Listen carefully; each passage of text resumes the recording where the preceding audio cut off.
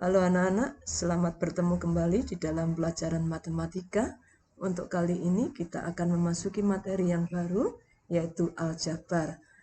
Supaya alur pembelajaran kita itu bermakna, maka sebelum memasuki lebih dalam lagi tentang aljabar, kita harus mengenal apa itu aljabar. Aljabar itu adalah salah satu cabang matematika yang di dalamnya memuat beberapa simbol atau lambang. Lambang atau simbol nanti kita wujudkan, biasanya diwujudkan dalam bentuk abjad, bisa A, B, C, atau X, Y, Z ya. Kemudian yang kedua adalah manfaat apa yang kita dapatkan ketika kita belajar aljabar. Yang pertama, kita bisa menerjemahkan sebuah situasi atau masalah dalam bentuk yang paling sederhana, yaitu dalam bentuk lambang-lambang tadi. Yang kedua, aljabar selain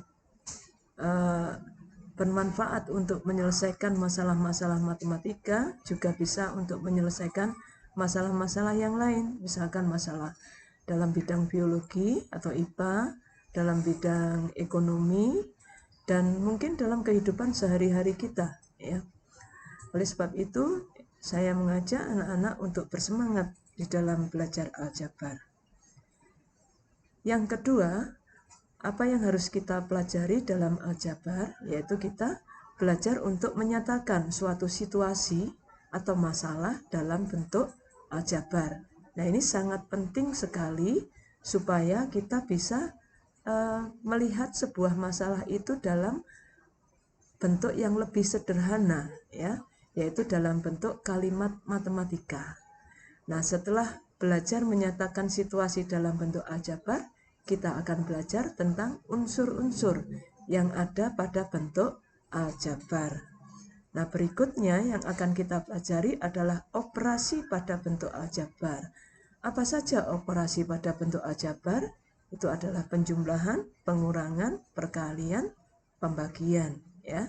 Juga nanti kita akan belajar pecahan pada bentuk aljabar. Dan yang terakhir, nah ini yang penting ya, kita bisa mengaplikasikan atau menggunakan konsep aljabar yang sudah kita pelajari untuk menyelesaikan masalah ya. Baik, kita akan masuk pada salah satu contoh ya, contoh bagaimana kita menyatakan sebuah situasi dalam bentuk aljabar. Nah, kalau kita lihat pada gambar ini, ada gambar pensil dan ada gambar penghapus pensil ya. Nah, masalah apa yang timbul ya? Rosa itu ingin membeli sejumlah pensil dan penghapusnya seperti pada gambar. Berarti ada 6 pensil dan 4 penghapus yang akan dia beli. Nah, bagaimana cara menghitung harga pensil dan penghapus yang akan dibeli? Kira-kira untuk mengetahui harga pensil dan penghapusnya itu bagaimana ya? Berarti yang pertama, langkah yang pertama, Rosa harus mengetahui harga satu pensil dan satu penghapus. Yang kedua, kalikan harga satu pensil dan dengan jumlah pensil dan harga satu penghapus dengan jumlah penghapus. Kemudian paling akhir jumlahkan. Yuk kita praktekkan ya. Karena harga satu pensil itu tidak tahu ya, belum diketahui, maka kita memisalkan harga satu pensil itu dengan sebuah variabel atau lambang. Variabel atau lambang dalam bentuk aljabar itu kita wujudkan dengan huruf ya. Dalam hal ini berarti pilih X ya. Yang kedua, harga satu penghapus diwakili dengan huruf Y ya, huruf atau variabel Y. Setelah itu, harga 6 pensil berarti diwakili atau dilambangkan dengan 6X. Dan harga 4 penghapus dilambangkan dengan 4Y. Maka harga seluruh pensil dan penghapus dituliskan dengan 6X ditambah 4Y. Ya, anak-anak perhatikan ya. Kata 6x ditambah 4y ini adalah bentuk aljabar. Dalam hal ini punya makna harga 6 pensil dan 4 penghapus. Oke, kita masuk ke contoh yang kedua. Nah, kita lihat pada contoh kedua itu apa? Betul ya. Ada gambar satu kardus yang berisi jeruk sankis ya, dan di sampingnya ada 3 butir jeruk sankis ya. Nah, Sita membeli satu kardus jeruk dan 3 butir jeruk. Jika Sita ingin mengetahui jumlah seluruh jeruk, bantu Sita menemukan cara penghitungnya. Oke ya, sama seperti tadi. Langkah apa yang harus ditempuh Sita? Yang pertama, Sita harus mengetahui berapa jumlah jeruk dalam kardus. Yang kedua, jumlahkan jeruk dalam kardus dengan 3 butir jeruk.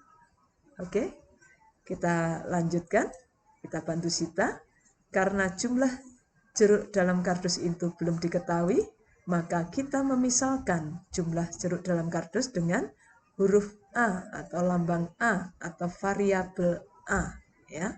Kita pilih A. Kalau yang tadi kita pilih X ya.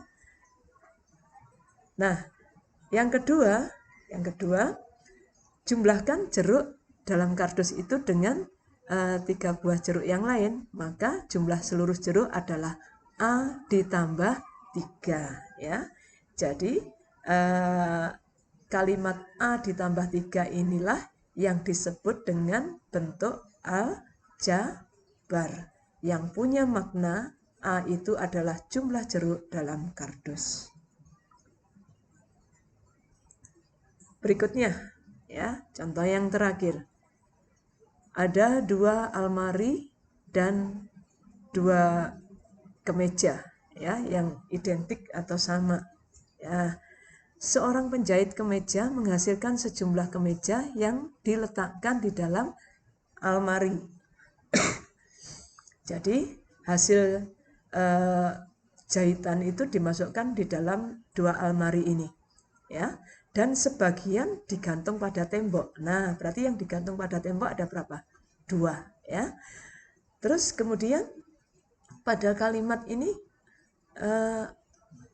jika jumlah kemeja pada setiap almari ini sama, jadi yang di dalam almari yang satu dengan yang kedua ini jumlah kemejanya sama. Bagaimana cara menentukan jumlah kemeja seluruhnya ya, atau jumlah seluruh kemeja? Oke, langkahnya apa? Seperti tadi ya, kita misalkan. Karena kita nggak tahu berapa jumlah kemeja dalam setiap almari, kita misalkan saja ya, jumlah kemeja dalam satu almari itu M. Maka kalau ada 2 almari, jumlah kemejanya adalah 2M ya. Artinya 2 kali M. Berikutnya, jumlah seluruh kemeja berarti dituliskan dengan apa? Dengan apa? Yaitu 2M ditambah 2 ya. Maka 2M ditambah 2 itu adalah bentuk aljabar dari masalah yang ada di sini. Begitu ya anak ya. Nah, anak-anak sekarang belajar menuliskan beberapa situasi dalam bentuk aljabar. Setelah menyimak video ini, anak-anak silakan mengerjakan LK1 bersama dengan kelompoknya. Semangat dan Tuhan memberkati kalian.